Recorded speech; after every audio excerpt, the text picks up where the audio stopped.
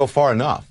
Because black people, if you really want to fix the problem, here's just 5 things that you should think about doing. Here's number 5. Pull up your pants. Walking around with your ass and your underwear showing is not okay. In fact, it comes from prison when they take away belts from the prisoner so that they can't make a weapon.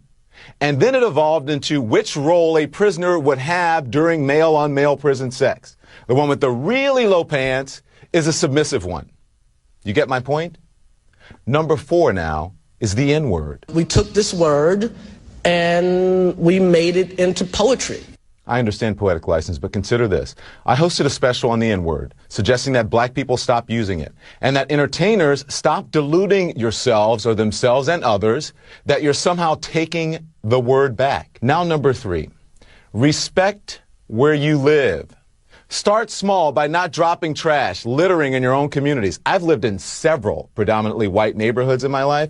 I rarely, if ever, witness people littering. I live in Harlem now. It's an historically black neighborhood. Every single day I see adults and children dropping their trash on the ground when a garbage can is just feet away. Just being honest here. Number 2, finish school. You want to break the cycle of poverty? Stop telling kids are acting white because they go to school or they speak proper English. A high school dropout makes on average $19,000 a year. A high school graduate makes $28,000 a year. A college graduate makes $51,000 a year. Over the course of a career, a college grad will make nearly $1 million more than a high school graduate. That's a lot of money.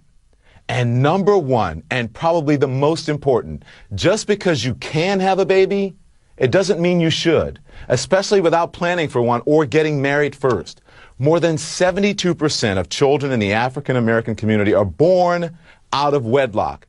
That means absent fathers. And the studies show that lack of a male role model is an express train right to prison.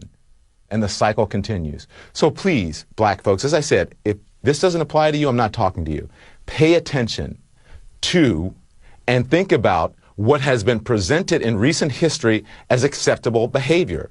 Pay close attention to the hip-hop and rap culture that many of you embrace, a culture that glorifies everything I just mentioned, thug and reprehensible behavior, a culture that is making a lot of people rich, just not you, and it's not going to.